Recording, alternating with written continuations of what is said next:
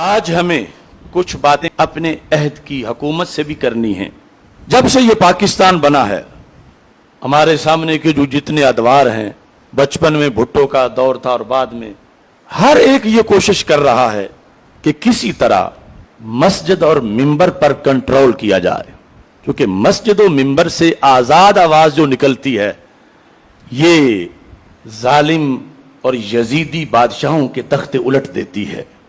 یہ بار بار ایسا سوچا گیا، نصاب بنائے گئے، خطبے پکوائے گئے اور علماء کچھ خریدے گئے، ساتھ میں لائے گئے، لیکن اللہ کا فضل ہے پاکستان میں آج تک بہت سے منبر اور محراب ابھی تک دربار شاہی کو سلام کرنے سے آزاد ہیں۔ کچھ تو گیت گاتے ہیں ان کے، لیکن جو حق بات کرتے ہیں وہ بھی اللہ کے فضل سے ابھی کافی ہیں۔ اب کل ایک نیا منصوبہ اسلامی نظریاتی کونسل کی طرف سے جس کی خبر چھپی کہ خطبہ جو ہے وہ سرکاری ہوگا۔ مجھے ڈر ہے کہ کہیں کلمہ بھی سرکاری نہ ہو جائے۔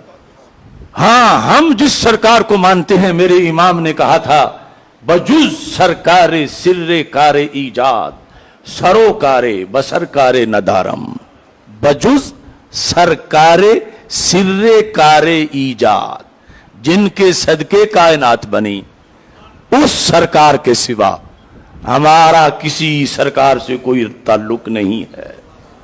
تو خطبے کے موضوعات، خطبے کے الفاظ کے جو لکھے ہوئے آئیں، خطیب صاحب وہ پڑھ کے سنا دیں۔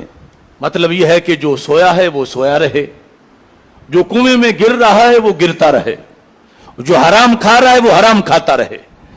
عالم دین معاشرے میں ہونے والی تباہ کاریوں اور بدکاریوں کے خلاف نہ بولے۔ اسرائیل کو اگرچہ تسلیم کر لیا جائے، اگرچہ حرام کو حلال، حلال کو حرام کہہ دیا جائے، عالم دین اس کی زبان پر پہرا ہو۔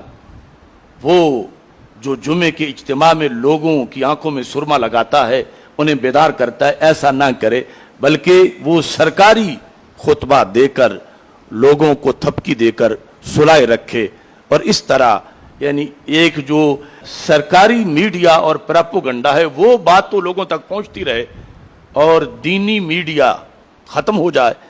یہ مائک، مسجد کا منبر، یہ جمعے کی تقریر، یہ روزانہ کا درس، اس سے قوم کی آواز بنتی ہے، قوم کا ضمیر بنتا ہے، قوم کا مزاج بنتا ہے، ذہنی تیاری ہوتی ہے۔ انگریز نے بھی پوری کوشش کی کہ کسی طرح منبر و محراب پر پابندی لگائی جائے، اور بعد میں کیا کیا، یعنی بھٹو کے دور میں، پھر یہ نواز شریف، بے نظیر، اور پرویز مشرف، زرداری، اور یہ سب، اور اب تو حد ہو رہی ہے۔ سونا جنگل رات اندھیری، چھائی بدلی کالی ہے، سونے والوں جاگتے رہنا، چوروں کی رکھوالی ہے، آنکھ سے کاجل صاف چرا لیں، یا وہ چور بلا کے ہیں، تیری گٹھڑی تاکی ہے اور تو نے نیند نکالی۔ تو ہماری پالیسی اس سلسلہ میں بالکل کربلا والی ہے۔ ہم سرکاری خطبہ نہیں دیں گے، ہم اللہ کے فضل سے انشاءاللہ قرآن و سنت کی آواز بلند کریں گے۔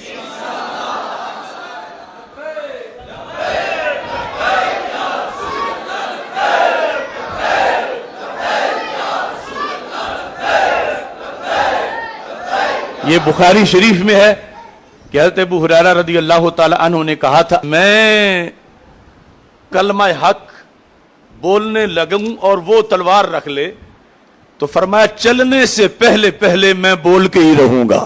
یعنی یہاں تو پہنچ چکی ہے، لیکن ابھی بول تو سکتا ہوں، پوری گردن کٹنے سے پہلے میں بول جاؤں گا۔ تو ہم اس درس نظامی کے وارث ہیں اور اس راہ حریت کے سپاہی ہیں، اور ہم حضرت امام احمد رضا بریلوی، حضرت مجدد الفسانی، حضرت امام فضل خیر آبادی اور حضرت حافظ الحدیث رحمت اللہ علیہ کے فیض کے اللہ کے فضل سے علمبردار ہیں۔ زبان کٹ تو سکتی ہے مگر حق بولنے سے رک نہیں سکتی۔ لہذا ہمارا اسلامی نظریاتی کونسل کے بکے ہوئے سرکاری مولویوں کو اور اس کے چیئرمین کو پیغام ہے کہ حکمرانوں کے بوٹ چاٹنے والوں، کل تمہیں حساب دینا پڑے گا۔ تم آج مسجد و محراب اور ممبر اور مدرسہ کی حریت پر جو پابندیاں لگانے والے ان کے تم مالاکار بن رہے ہو۔ انشاءاللہ آخری سانس تک ہم دین، قرآن، سنت کے مقابلے میں کسی پابندی کو برداشت نہیں کریں گے، اور امید ہے، یقین ہے، دین غالب آئے گا۔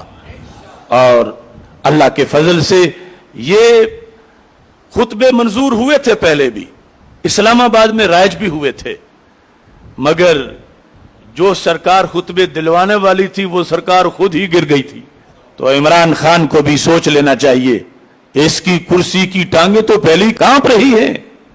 اور میں یہ بار بار کئی سالوں سے یہ جملہ بول رہا ہوں کہ جس حکمران کی کرسی بھی ممبر و محراب سے ٹکراتی ہے وہ پاش پاش ہو جاتی ہے، وہ بھٹو ہو یا ضیاء الحق ہو، وہ جو کچھ ہو۔ تو اس بنیاد پر آج اس موقع پر ہم اپنی طرف سے نظریاتی کونسل کو اور حکومت کو یہ بتانا چاہتے ہیں کہ ہم اس غلامی کو اختیار نہیں کریں گے۔